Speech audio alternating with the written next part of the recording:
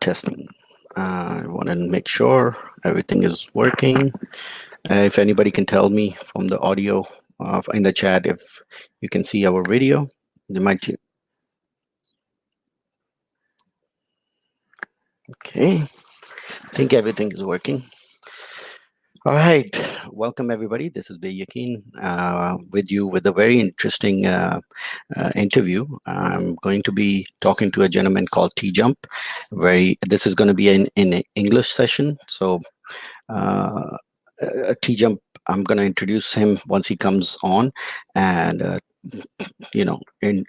tell you a little bit about him.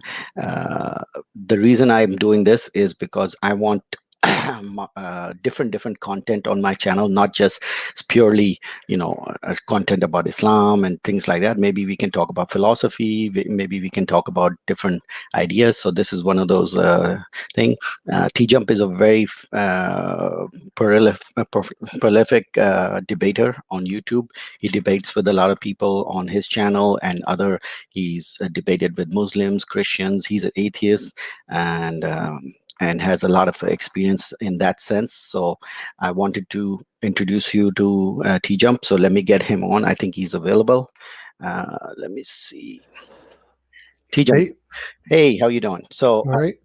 I was just talking to my audience a little bit about you. Like TJump is a very prolific debater. He's been debating with a lot of atheists, Christians, Muslims, all sorts of people, even Hindus, and he has very unique thoughts about philosophy, of his own philosophical ideas and all that.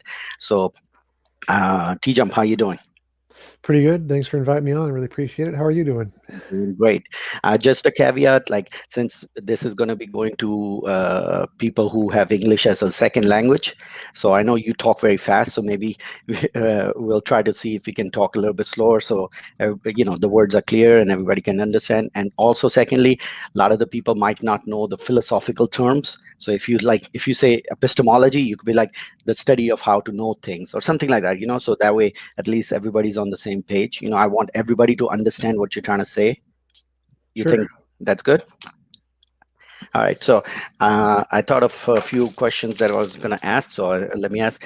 So a little bit about us. I'm basically a Muslim, ex-Muslim, basically, and we have a movement that we are trying to educate a lot of people in India and Pakistan who are free thinking, critical thinking people. And we talk to them and help them, evaluate certain questions that they have and all that stuff. So that's where I'm coming from. So my first question would be, since you are self-taught about philosophy and all that stuff about critical thinking, you're atheist, right? Yep. Okay. Would you call yourself like a hard atheist, like there is no God and that's it, or you like agnostic atheist? Uh, Depends on the debate topic. Normally, I mean, I take the position that there's no reason to believe in a God, and therefore it's reasonable to conclude that gods are imaginary. They do not exist because there's no evidence for them. But when the other person would say, do you have to prove your position, or is it something that you don't have to prove your position? I think that does prove it. So, for example, if there's no reason to believe something exists independent of our imagination, then it's probably an imaginary thing. And so we can conclude that if there's no evidence, then it's imaginary and does not exist.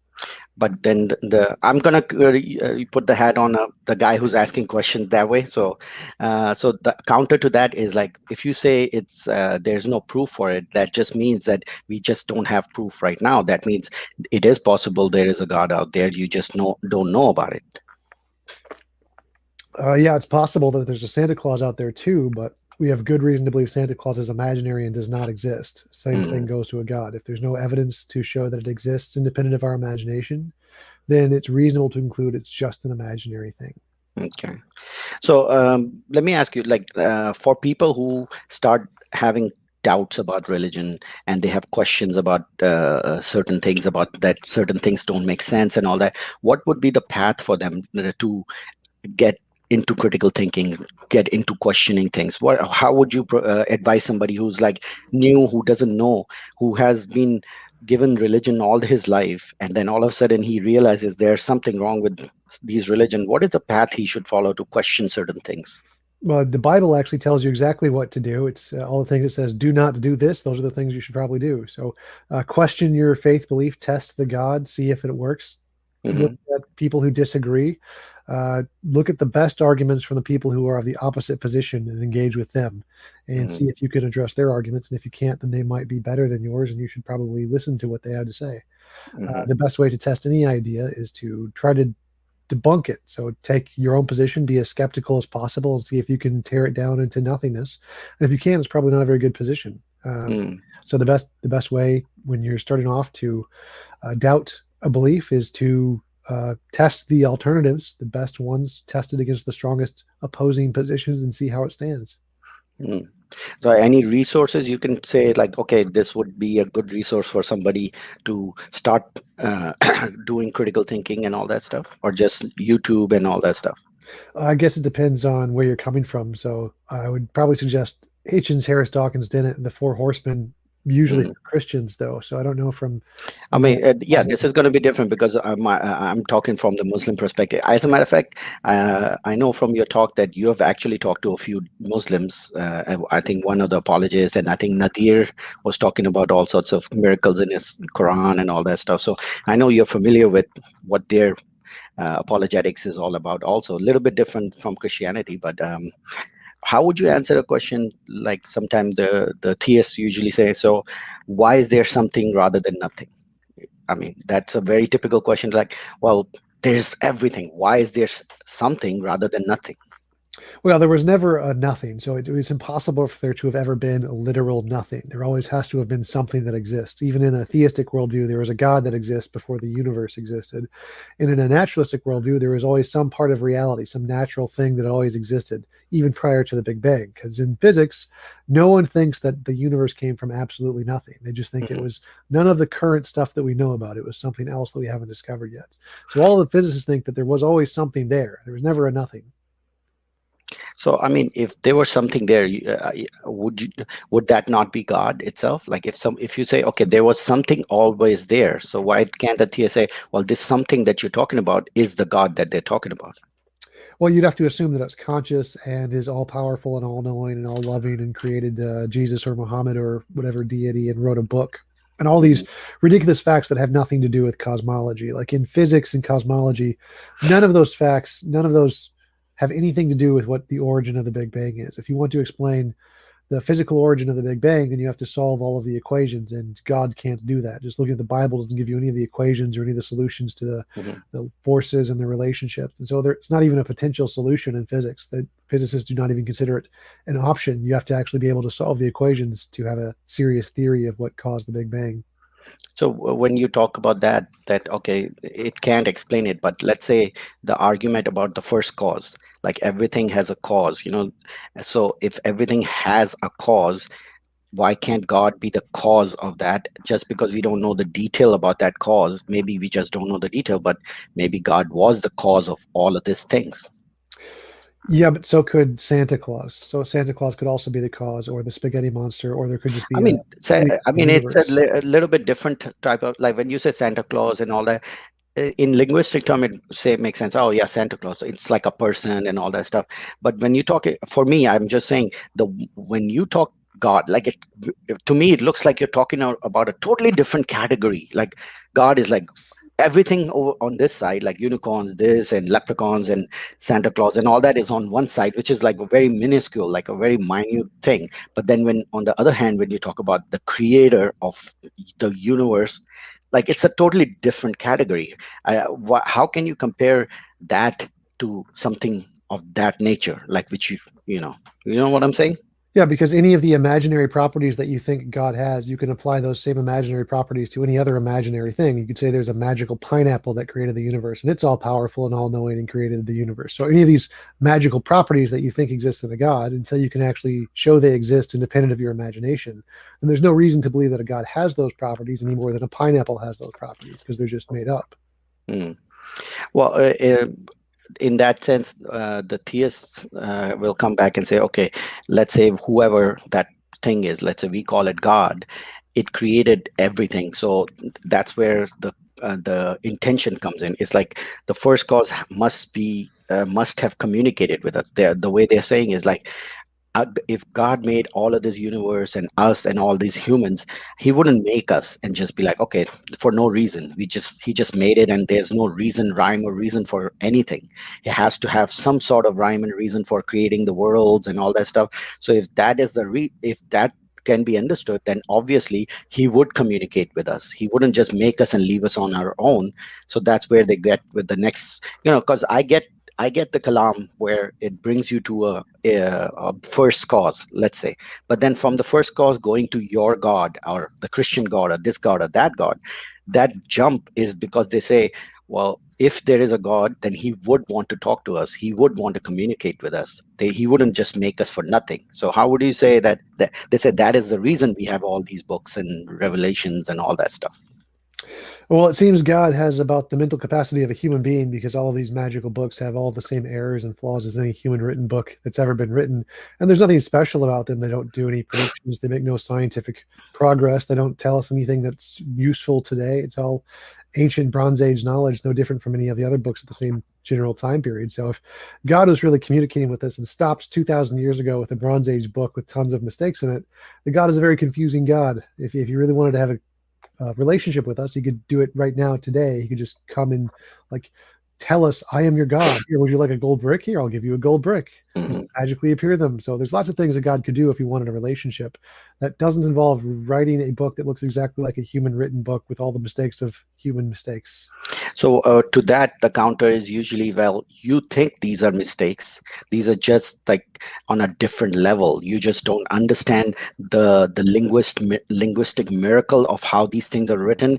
And the counter to that is always like, since it says this, it makes sense in the 7th century, and it also makes sense in the 21st century, and it will also make sense in the 25th century. That is the miracle of these books, because they are written in such an open language that's what God intended. The language has to be so open and so easy to interpret, so it can be used in different centuries. By I'm talking about the claim from Quran. Basically, the Quran says it is a book. It's the final book, right? There'll be no book after this. This is the final message to humankind, and this is the ultimate message. So according to the Muslim idea, it is written in such a way that it's open to understanding, and people can understand and interpret it and make it useful in any century they live, because now till the end of time, this is going to be the instruction booklet for the whole world. So how do you answer to that no, these are not mistakes, these are just your minimal understanding that you can't understand the book? Well, it's the understanding of the academics who actually understand Arabic and Aramaic and all of the earlier language. The scholars who actually do understand this say they're mistakes. These are all just classical linguistic mistakes. They don't understand what they're saying. They're just things common at the time period because they weren't very literate. And the books aren't useful. They aren't useful now. They weren't useful then, and they're not going to be useful. They're going to be even less useful in the future. So the claim that these books are going to be useful or are useful is not the case. Like no one in science uses any of these books because they have no valuable information in them whatsoever. So okay, um, so I get this question also. I'm going to throw that at you. What would you consider as valid evidence? Except I know your example of the gold brick, but I'm saying that is a very specific, like, if you wanted to see in a general way, not specifically testing out that transcendent being, but as a general, if you as a person, what would you have to see to be able to believe that there's a God? Novel testable predictions. So the standard I use is the same standard that I use for everything, including science, is that if you have a theory, you need some way to differentiate, is that theory real or is it imaginary? And the way we do that is we say, if my theory is real, then here's something I can predict in the world that we haven't discovered yet. And if we discover it, that's good evidence that your hypothesis is true. So I can say, if there is a God, then if I pray to the God, something will happen. And then if we can see if that thing happens or not regularly, and if it does, that's good evidence of the God. Or if we die and go to heaven and see a God, that's good evidence of a God. So any novel testable predictions would be good evidence for a God, just like it's good evidence for anything in science. Okay, so if you pray for something and it appears, that's a good evidence. What would you say to, if you prayed for something, let's say you prayed for an apple, and an apple shows up in your hand and then it disappears, right? What is it for you to say that maybe you were just hypnotized? Maybe you just had a delusion of seeing that apple. You saw it right in front of your eyes, and then it disappeared. I mean, would that doesn't prove that there is actually a God? You prayed for an apple showed up, and then it disappeared. What is there to say? You can say, well, I was just hallucinating, or I was just, hypnotized to see the apple.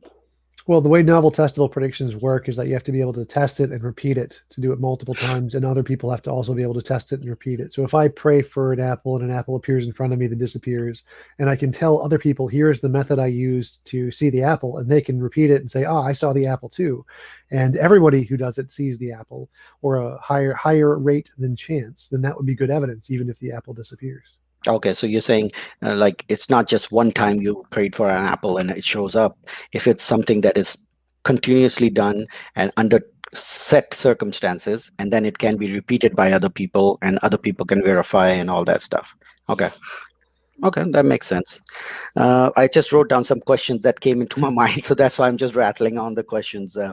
Uh, some people say that the idea of God is unfalsifiable, right?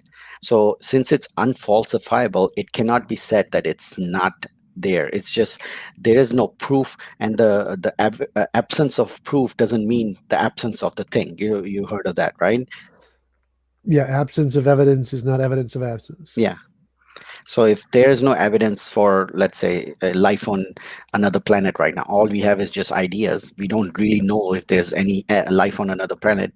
Is it reasonable to believe that since all the data is showing there might be life, it is or acceptable to say, okay, yeah, I accept there would be life on other planets? Similarly, from all the data we have from all these centuries of people believing in God and having all this, like, so many data points of people believing and understanding and all that stuff, wouldn't it be reasonable to think that there is something out there that is, why would it be so consistent over centuries for billions and billions of people having accepted that as a fact that God is there? Why wouldn't that be enough of a reason to be like, yeah, there might be something? Well, we know of thousands of fallacies, biases, illusions, delusions, all kinds of things that the human mind does that are obviously false. The cause of this is in early evolution when we heard a rustle in the bushes and we thought, oh, it's a lion, we should run away. Those people always survived, even if it was just the wind and there was no lion there, because they ran away and they thought it was a lion, they survived. And so anytime they heard something they couldn't understand or didn't know, they always thought that's dangerous. It's an agent. It's an evil force of some kind. So I have to run away. And they survived. Whereas the people who were more skeptical and said, it's probably just the wind. I can't show it's a lion. So I'll just hang around and wait.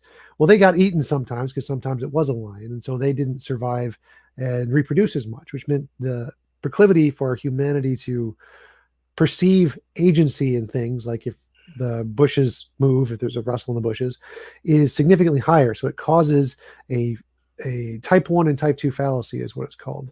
And it causes us to project agency where there is no agency. And so we like to see things like gods in the mountains or in the stars or in volcanoes and anything we can't understand, because that's something that was beneficial in survival for us. And so most humans have this proclivity for these kinds of fallacies and biases, the mistakes that the human brain makes just because it was beneficial to survival. And because we know religion is one of those kinds, that explains why so many people have that. I got this question on the screen. He's asking you. You can see it? Yep. Yes, I am a moral realist. Can you describe what that means? Moral realism is the position that morality is true and objective, independent of human minds or opinions, and you don't need a god for that. Most philosophers are moral realists, even though they're also mostly atheists. So it's very, very easy to be a moral realist even without a god. Okay.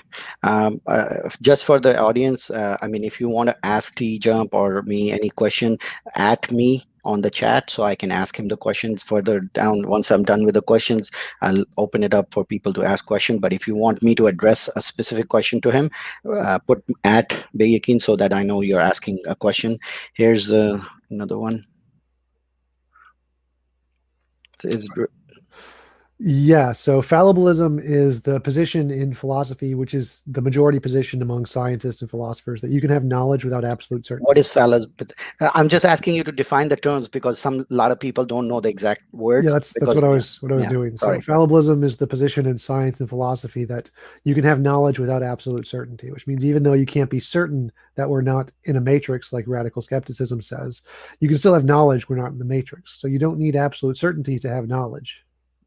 Okay. Okay. I'm glad Christians aren't hung up on you need to know the classic Aramaic or Hellenistic Greek to dismiss Christianity. This is a very common trope. Like whenever you're talking to apologists, the first thing, the minute you talk about the Quran, they're like, well, you don't know the classic Arabic of the Fusa of the 7th century unless you know those linguistic things of exactly how those people used to speak. You won't understand the eloquence of how this one line is written and it means 7 different things and all that stuff. So that's a very common trope people use. Yeah, it's really common because in predominantly Christian countries, they never speak Aramaic or Greek or what the languages are written in. Greek, in fact, is not a language of Christianity or Judaism. It was the language of the Romans. And so, because essentially no Christians speak it, they don't expect you to speak it because they think they can understand it. Whereas in the Islamic world, most people in the Islamic world are taught some basic of that language. I forget what it Mhm. is. Uh, and so they do have a reasonable basis to say, well, hey, I can understand this better because it's in the original language, whereas you can't. Whereas the Christians don't have that because they don't understand the original language anyway. Mhm. Well, in the Arabic and in the Muslim world, I think majority of the people are taught how to read Arabic. Like I can read Arabic, just reading, just phonetically, but I don't know what it means. Like just like I can read Spanish, because the alphabets are the same. I wouldn't know what it says, but I can read Spanish. So similarly, I can read Arabic, but not necessarily me understand what it actually means. And there's uh, even the Arabic speakers, sometimes they say the way they can understand the Quran the way it's written because the language is from the old Arabic, not the new Arabic. So yeah, I can understand that. I'll move on. Yes, if you have any question, just say. I'll move on to the. Now, this is a juicy question, right? This is I'm sure you get hit with this question a lot. Objective morality, like morality, because this is one of the biggest thing that, okay, since we are theists, since we believe in a god, we have our morality grounded on a god, we have a platform, we have a standard that we can go with, like, and that standard is universally accepted for all Muslims, like, right? It could be a Chinese, Japanese, whatever, India, whatever, wherever there's a Muslim, he can ground his morality in the Quran. Say Quran gives us this standard. As an atheist, since there is no book, there is no standard, how do you ground your morality? What basis can you say that this is right and this is wrong? Because it is just up to you what you decide what is right or wrong. Well, that's the thing is we don't think that. A moral realist says there is a standard. It's just a law of nature that we haven't discovered yet, pretty much. So there are facts about the world like fitness. Fitness is a thing. It's a higher order emergent property. It's describing that certain organisms survive in more environments than others. That's an objective thing that exists independent of our opinions. And we think morality is kind of like that. It's a thing describing interactions agents have in an environment, just like fitness describes interactions an organism has with an environment. So we actually do believe there is an objective standard out there. It's just like an undiscovered law of nature, like gravity. And so you can be a moral realist without a god entirely. So, I mean, I understand that, but let's say the counter would be, let's say, what do you think drinking alcohol is good or bad? If you ask a Muslim, they're like, well, I think it's bad because it says so in the Quran. I have a standard. Everybody accepts that because it says so in the Quran. Boom. But if you ask an atheist, is drinking alcohol good or bad? Now, it all depends on how you look at it, right? Some people will say, well, alcohol is fine in small doses. Some say, well, what's wrong with alcohol? Get drunk, no problem. And some would say, no, it's not good at all. So, in that situation, how would you say good or bad as far as alcohol, for example? Alcohol isn't bad at all. There's nothing wrong with alcohol. It's just your choice to whether you want to drink it or not. But in atheism, you can still have an objective standard. You just have to discover it. So the law of nature is there, just like the law of gravity is there. But you don't start by knowing Newtonian or Einstein's equations of gravity. You have to discover them. You have to look at the law and figure out what the equations are. So we can figure out what the laws of morality are in the universe, but it still takes a lot more work. It's not just like it's God says it. We have to actually discover what the law is and interpret the law, which takes a lot of effort. Mhm. So how, in your sense, how would you discover this? I mean, this idea that, okay, alcohol should be allowed or should not be allowed in a society. It has some benefits, it has some negative effect. What decides that it should be allowed or it shouldn't be allowed? Like, it creates drunk, it creates all sorts of situations in this country, traffic accidents, and even I think you spoke with Nadir and he was talking about fetal alcoholism or whatever that thing was. I didn't understand what he was talking about, but there are some benefits that come out of it, and then there's some negatives that come out of it, right? So how would you decide, should it be allowed to be publicly drunk or not? So there's two different questions there. To discover if it's moral or not to drink alcohol, you ask, is it an involuntary imposition of will, which it's not. So if you choose to drink alcohol, then it's not immoral at all. But then if you want to know, should we apply it to a society, that's a pragmatic question, because you could do things that are not immoral that could destroy a society. Like if everyone just decided to not go to work one day, that would destroy the society. So that would be bad. And if everyone decided to drive whatever speed they want on the road, that would cause lots of deaths, even though it's not immoral. That would be bad. So we have rules in place to keep a society going that has nothing to do with morality. It just has to do with what is pragmatic to benefit the society. To understand if something is moral, you ask, is it an involuntary imposition of will? That's the model of morality I subscribe to. Yeah, we're going to talk about that also. The question, which theory of truth do you prescribe to? Correspondence. What is that? Truth is that which corresponds to reality. So you say a sentence like, the sky is blue. If that sentence accurately describes reality, then that is truth. Okay. So that's a good question. All right, let me move on to objective morality. I asked. Okay, here's another question, interesting question people ask all the time. In Christianity, evolution is basically not allowed based on Adam and Eve and all that stuff. It goes against the evolutionary thinking and all that stuff. But in Islam, what they say is like, no, in Islam, evolution can still be accepted. The only caveat is you have to say that evolution happened, but God made it happen. Like, this animal over millions of years changed to this animal, which is fine, but God was the reason why this animal changed to this animal. And that's one caveat. And the other caveat is, you can talk about all the animals and all that stuff, but as when it comes to human, you have to put in Adamic special. Like Adam was special. At one point, Adam was created and boom, popped in the middle, and that's it. That's fine. Everything else in evolution will be fine. Dinosaurs, no problem. Cambrian explosion, they're all okay with all of that stuff, because it doesn't say the way they get out of it is like, well, the Quran doesn't say anything about evolution in that sense. So since it doesn't say anything about it, we are okay to accept it. But you still have to say that no, God was the reason for creating the evolution, and he was the driving force behind it. How would you address that?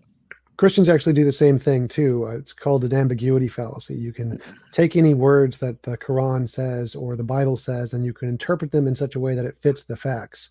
You can do that with any combination of words you want. Like you can just take Harry Potter, for example, or any other science fiction story, and you can take any of the sentences that don't seem to map onto reality, and you can take them as a figurative. So they're not a literal description. They're just a figurative event of something that happened. And you can make any science fiction book fit perfectly well with reality, because it doesn't, as long as you interpret it to be figurative, then anything can fit anything. It's just, that's how language works. So the fact that you can make a book read as if it describes reality because it leaves out or doesn't exactly say what happened in reality isn't a good evidence that it's true. It's just evidence that you can manipulate the words or interpret them in any way you want to make them fit the data. Okay. So do you think language, name, tribe, religion is meddling with identity crisis of human beings who are born without knowledge of race? Sort of. I think that human beings naturally have an in-group, out-group bias. So we are attracted to people who are similar to us, and we want to group with people who are similar to us, and we see as people who are different as enemies or a threat because that's just how, when we were evolving as a hunter-gatherer society, the next door neighbors were a threat because they were trying to take our resources, and so we would often get in fights with them. If we saw them, we just instantly try to kill them, essentially. Mhm. So that inbuilt in-group out-group bias has led us to racism and other ways to segregate people, because we have that built-in evolutionary proclivity to segregate, to separate people based off of similarity, and what people you think are similar to and what people you think are different for whatever reason. Okay. I hope you're not getting bored because I'm just rattling on some question. It's just interesting to pick your mind of how you explain certain things, because there's totally different, it's a different thought process that you have. And it's very interesting to see. The thing I like about you is the clarity. Like you don't, I've seen your debate in which people are talking for 10 minutes and you'll be like, well, what you're saying is we can't see God, right? It's like, yeah, okay, well, this is the answer. So I like that, the simplicity of bringing the argument, no matter how convoluted it is, bring it down to the core. What are you really saying? And if you say this, then this is the answer to that. So that's what I like about your debate style. And it's not very confrontational, except for when Dart Dawkins or a Batman or something comes in, then it's interesting. All right. So I'll shift it to a little bit different topic. Let's see what your opinion about this is. Do you know there are certain countries in this world, about 13 countries, where leaving your religion is punishable by death? Okay. Yep. And that and besides those, there are 26 or so countries that actually have blasphemy laws in their book. I mean, some of them actually implement them, some of them are just in the books, they don't really implement them. But overall, there are certain countries you cannot speak against the religion or say anything against the religion, and worse off, you can't say anything against the religious figures in the religion, right?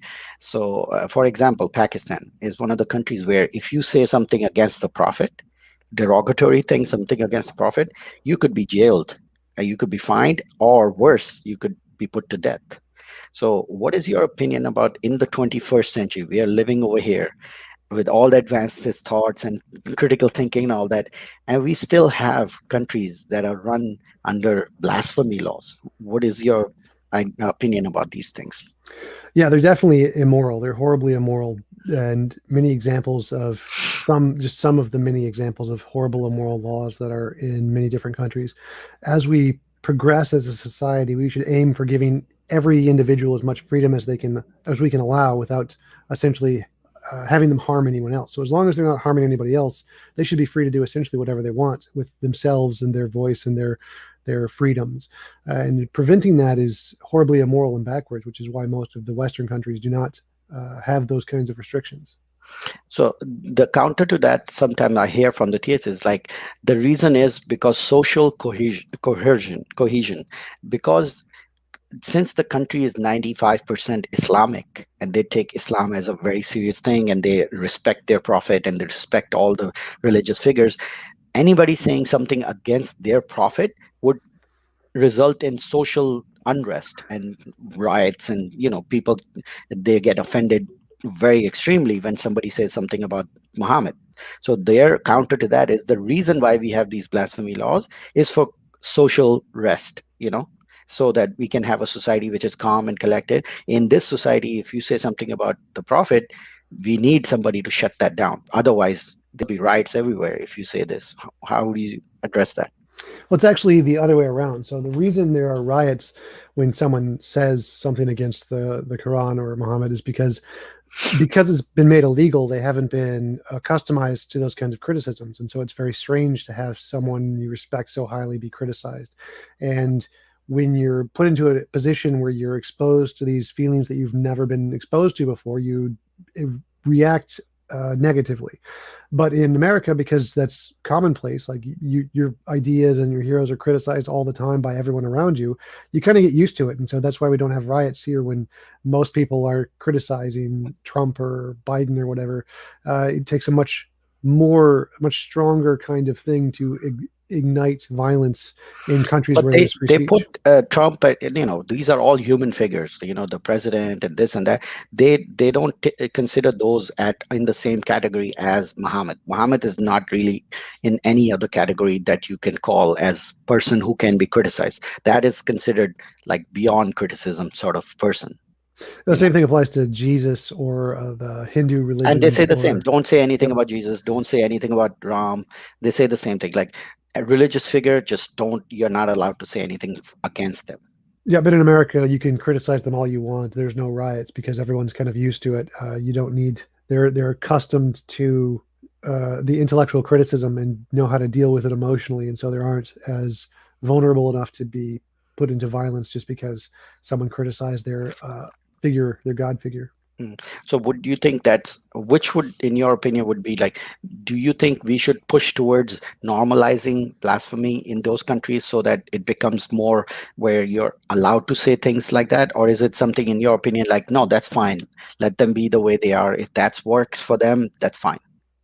I think we should normalize criticism first. So instead of just going straight to blasphemy laws, we should normalize the idea of being skeptical and critical of ideas. And if you normalize that and are critical of a lot of different things, and you start to apply that to religion, it will eventually lead to being more comfortable with blasphemy because you'll be able to critique your own position without having a negative, adverse emotional response. Okay, I got another question. I'm getting these questions, so I'm putting it on. Why is it that we still can't get over the concept of God and religion? Like, yeah, that's one of the. Why is it that we still have it? Like, there's still majority, almost everybody, 90% of the world, you would say, still believes in religion and all that. Why can't we? Now that we have so much knowledge about our natural world and all that, why is it that it's still so impossible for people to get out of the religious concept? It's emotionally fulfilling, so it makes people feel good to believe that there is an all-powerful being who really cares about them and who's going to give them and get them into heaven when they die, so they won't have to just stop existing. And that idea is far more pleasant for people, so it's easier to have that idea and to move forward and see value in things where you otherwise have a hard time finding it because you have this belief that there is this all-powerful being there who's watching over you and who's going to give you infinite rewards when you die. So it's definitely a very comforting position for people emotionally, which is why so many people believe it. Do you think there's a utility in there, like religion is actually gives you something that atheism cannot give you? I had one of these questions actually, because this is a common thing that they said, like the logical conclusion of atheism is nihilism. If you take it to its logical conclusion, atheism is going to lead to nihilism. So in counter to that, they say, well, religion is necessary and is useful and utilitarian because it actually gives people purpose and all that stuff. So wouldn't it be better to have a religion for people than to have no religion? Because logically, the only ultimate solution to atheism is nihilism. Well, no, so that isn't the case. It's just harder. So it's harder to find meaning and purpose if you don't already assume there is someone who's exactly like you, but a bigger, more powerful version of you in the ultimate seat of the universe. So if it's just laws or physics, those things are much harder to understand on their own than thinking that someone has a mind like yours. So when trying to understand any scientific field, it's much harder to explain gravity or the constants or electromagnetism using the math because it's not like a human. It doesn't have a mind there that you can understand. It's not like you. It's very different from you. And so it takes a lot of work to try and understand what the nature of reality is. And the same thing applies to morality. If you're looking at reality and not just assuming it's a kind of a big human being, it's much harder to understand. And so religion, because it's easier to grasp for most people, it's much more pragmatic to have that kind of a belief system to encourage them to have those kinds of feelings. Whereas if you're a scientist, you can't really get that from a God because it doesn't work, and you have to do a lot more work to try and find how to explain those kinds of things in regards to reality. Okay. What is your verdict on the fact that that the proposition uh, empiricism is the only truth, cannot be proved empirically? Yeah, saying that the only way to gain knowledge is through empirical verification. You obviously can't gain that knowledge of that sentence through empirical verification. So logical positivism, logical empiricism, which is that position, has been refuted no one in philosophy has accepted that for a very long time. The current position in philosophy is that there are conceptual truths like math and logic, things that are true just in our imagination, and then there are empirical truths about the world independent of our imagination. Those are two separate categories. So you don't need to prove conceptual principles like 1 + 1 = 2 by looking at the world. You can just think about them. So the principle that empirical evidence is good evidence of the world, you don't need to empirically verify that because it's a conceptual principle, and conceptual principles are justified just by thinking about them. Okay, that's cool. All right. What? Okay, so what if, like, since you said that it's pragmatic, the society has to decide which are the right rules and what and wrong rules. What would you say if a society got together and decided, let's say, religion is the best thing that they can have? Like, let's say in one area, they all got together and democratically decided that we need to force religion on everybody, and this is the religion we want to force on everybody. Based on that, wouldn't it make sense, like, since they all voted and they all agreed, the majority agreed, that's what the right thing to do is? Uh, Sure, in a democratic society, that would be perfectly fine, like what they've done in Poland and Hungary. Definitely. It's just, if you look at the evidence, it seems like the countries that have the least religion are the best countries, the most peaceful, the most healthy, the most wealthy. Everything about, if we just look at the history of the world, it seems like the countries that have the least religion are the ones that are the best off. So, would even though you may want to, a society may choose to do that, I don't think the evidence would be support that position. Okay, Dharmik is saying prepared question and prepared answer. Yes, I have a prepared question because I wrote down some bunch of questions that I wanted to ask, but the answers from TJump is whatever he's giving the answers. So it's not like we sat down 1 hour before and we're like, okay, I'm going to ask you this question and then you answer this question. So these are the questions that I came into my mind, and these are the common questions I've been asked. So my whole thing is, since I've been asked this question, I want to know what pick T-Jump's brain and see how he would answer it. I know how I would answer it. I want to see how he answers it. So no, these are not prepared questions and prepared answers from before. He did not send me the questions beforehand. Yeah, yeah. I wrote it down actually before 1 hour before our meeting. So yeah. Okay. What else was there? What majority in it? But yeah, that the other one was, but religion gives you hope. They say, like, religion gives people hope. There's so much desperation out there in the world, like, so there are some people who just don't have anything, and they don't have the whole, I wouldn't say derogatory wise, but they don't have the mental or time to really think out all these philosophical ideas about how, physics and this and that. So for those people who are very, down to earth, very, like, for them, it's so much easier to just be like, okay, I have these set of rules that I just need to follow, and since I'm going through such a bad time in my world, there must be something as a benefit to me once I die. It gives them that hope. Otherwise, there's billions of people who are having such an awful life in this world, and they'll be like, if this is all I have, then you know what, it would be very despair for them. So at least religion gives them a, even though if it could be a false hope, but it, at least to live their life, they get this fake hope that maybe later on I will get, for made up for all the bad things that I went through in this world. Because that's what I hear all the time from religion. Like, oh, you're going through this tough time, don't worry, God will, reward you in the end. God will reward. And that hope that I will get a reward in the end is basically lets them survive and lets them get over the difficult times. Yeah, And I think if that atheism takes that away from it, then what? Like, it took their only hope that they had away from it. I mean, is that fair? And it doesn't give them anything in return. It yeah, just, if being your God is fake. religious That's it. if being religious makes you happy, then you should be religious. Like I think that you should do whatever makes you happy for sure. It's more important to be happy than to know the truth of the universe. And so if being religious makes you happy and helps you to get through life, then yeah, you should be religious. Like you shouldn't people like me should not like try to take away your religious belief by force. It's only if you're willing and interested in trying to learn the truth and you want to have discussions about evidence and philosophy, then we're happy to have conversations with you. But no one should be like trying to forcibly take your religion away. If it gives you comfort and happiness, then absolutely keep it and be happy. Okay. What TJump thinks about this premise. Necessary existence must have will in order to create the universe, i.e., it must do it willingly. Yeah, that argument isn't accepted in any physics or cosmology. Like, there's no reason that, or even possibility that a will could somehow create the universe. It doesn't even make sense. So, it's equally as possible or more possible that it's a quantum mechanical feature, something in physics. That's the better explanation of what caused the Big Bang or the necessary thing that caused the contingent things. It's a physical thing, like in physics. It's not. There's no reason to think it's a will or a mind of any kind. Okay. Uh, what's in the religion other than carrots and sticks?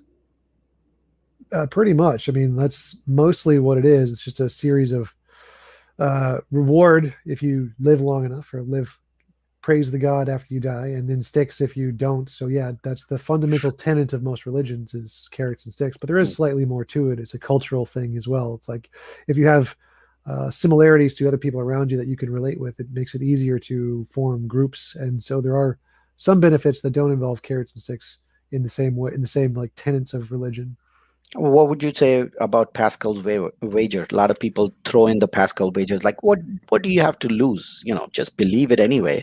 And if it turns out to be true, great. If it doesn't turn out to be true, you didn't really lose anything. How would you say? What would you say to that?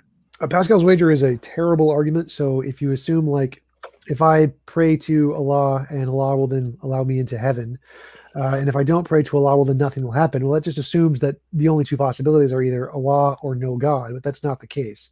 If Allah is a possibility, then all the other gods are a possibility. So if you pray to Allah and get it wrong, then the other gods are going to send you to hell. So it's equally as likely that if you believe in Allah, you will go to hell as if you believe in no God.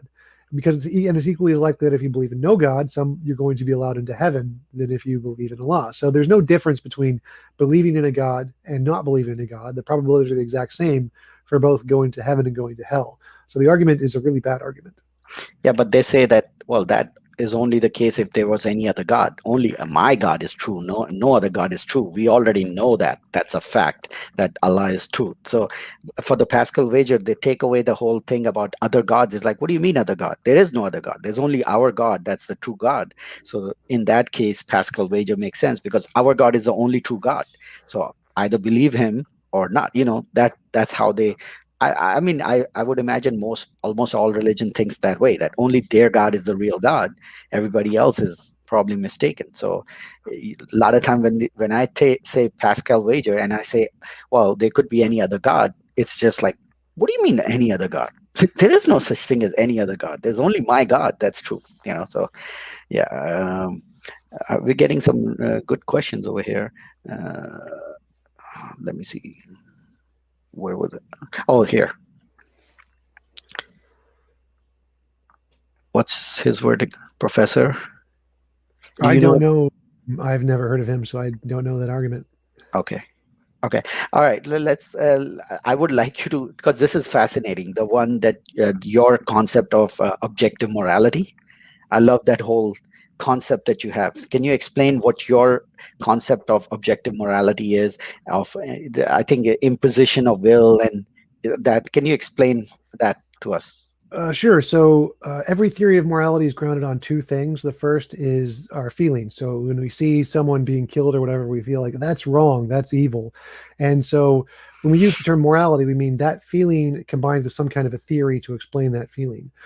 So the evidence of morality is just our intuitions. We don't have any hard evidence of morality. It's just we have these intuitions that these kinds of things are wrong and these kinds of things are not wrong. And if no one ever experienced those kinds of things, then there would be no morality. No one would understand what morality would even mean. And so we look at these things and we see if we can find a pattern. Like, is there some kind of a pattern in our moral intuitions that tells us what is the principle that describes morality? And if we can find a pattern, then that's a good model to go with. So when I look at moral intuition, I think there is a pattern here. It's that anytime we force someone to do something they don't consent to unnecessarily, it's wrong. And so I define morality as any involuntary imposition of will is immoral. And we are only allowed to impose on other people's wills when it's a necessity to prevent greater imposition of will. So, like, we throw someone in prison, which is an imposition on the will of the prisoner, but only because if we didn't, they would harm other people who were their victims. So, the moral law is that We are only allowed to impose on people's wills if it prevents greater imposition on will. And the best of all possible worlds is one where there would be no involuntary imposition of will, where a world where it is physically impossible for anyone to force anyone else to do anything they don't consent to. That would be the morally perfect world. Hmm. So in this morally perfect world, because I've heard you say that you would literally, a morally perfect world to you would be a world where every person has his own universe in a way, like he's allowed to do whatever he wants or something like that, right? Yep, everyone gets their own universe and they get to write the rules of whatever can and can't occur in their own universe. And the only way that you could get into somebody else's universe is if they let you in, and no one could force anybody else to enter or abide by any rules they don't consent to. But if somebody, when you're talking to somebody, how would you define somebody? Like, would a 4-year-old be a somebody and a 27-year-old be like? I'm talking about to design whatever world you want. I mean, it all depends on the mental level of that person, right? A 4-year-old giving it his own universe doesn't make any sense based on their mental capacity, or a 35-year-old who's like, what do you mean by somebody giving them a perfect world? Yeah, there is an age of consent essentially. So once you reach the age of consent, or what we think to be mental acuity in like our current culture, we would just give everyone that in the best of all possible worlds. Everyone would have some degree of intelligence that made them able to consent and design their own But universe. wouldn't that age of consent or whatever is all arbitrary based on where you are? Like in US, the age of consent is different. In California, I mean, in different countries, the age of consent is different. So that is also an arbitrary number based on the cultural norms and things like that, right? Sure, but we can say that if you're able to solve an IQ test at some degree, then we can consider you as having the sufficient level of intelligence. So even though we don't know right today what the perfect level of intelligence is, we can just say it's about this much. We'll just give everyone this much intelligence. That would be fine. So it sounds a bit like the Mormon promise of having one's own planet. Yes, that's what I was. The first time I heard it, I was like, yeah, that sounds like, because the Mormon think that everybody will have their own planet and all that. So yeah, you're right. It does sound a little bit like that. Um, I think I don't have any other question. Do you have any questions from your side? Like if you have any questions. Not that I can think of. Okay. Well, this was very nice. Basically, thank you very much, TJump. And I put all your information in the description, your channel link, all your Patreon, PayPal, all of that stuff is in the description of the video. Really appreciate you coming here. I know this is a little bit different type of interview. I don't usually do interviews, so I just wanted to ask you these questions and get your input on it. Our goal, I'll just, as an ending, I'll tell you why I did the interview. We are trying to reach a lot of people in India and Pakistan and people from Muslim background who are skeptical. All right. I'm basically ex-Muslim, uh, and they are questioning, but they don't know where to go. They don't have good arguments because there's a lot of educated Muslims who come up with all this apologetics, and they use all these crazy terms of like, oh, the empirical, the nihilistic, this and all that, all these philosophical terms, and then when they throw that at them, they just get dumbfounded. It's like, how am I supposed to answer that? I'm sure you spoke with Sabur Ahmed, you went to Hamza's Den, you're familiar with their apologetics and the way they talk, right? I saw your talk with Sabur Ahmed. I think you came there 2 times, and he was like, he couldn't, because you kept repeating like, that's not what I'm trying to say. And they have this set mentality at that this is what atheism is and this is how to defeat it. But then when somebody comes in with counterpoints which make sense, then it really throws them off the game. It's like, no, no, no, that's not right. That's not. So our goal is to actually try to give the people the equipment to tackle these apologetics claims, and especially some apologetic claims are easy to tackle, like the miracles in the Quran, scientific miracle, like with Nadir Ahmed, the way you were talking, like, dude, bees, come on, seriously, like that's what you're gonna come up with. But I mean, those are easy to tackle, but then the philosophical arguments are a little bit tough to handle, because then you need to know the background about what the other person's saying, the definitions of the word have to be on the same page and all that. So that's our goal as the ex-Muslim movement, to actually help people with this sort of things. And you really appreciate your input on it, and thank you for your time. And if there's anything else you want to say. Yeah, sure. So, just as a last piece of advice, like whenever you come up with an argument that you don't understand or you can't address it right away, the one thing you should always ask is, how does that tell the difference between whether what you're saying is imaginary or Mm. real? And I, so I that one argument is the key to essentially every debunking any kind of argument that you can't understand. It's like, does this tell me the difference between whether something is real or something is imaginary? And if they Yeah, can't explain that, then I've used that a few times in my, because it is actually such a simplistic argument, and it makes so much sense. Like whatever you're saying is exactly the definition of imaginary. Like, how can you tell the difference if there is no way to tell the difference between an angel and a fairy, or like whatever, right? Imaginary thing.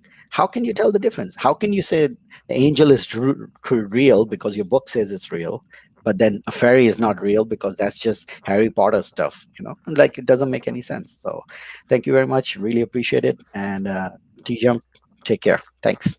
thanks.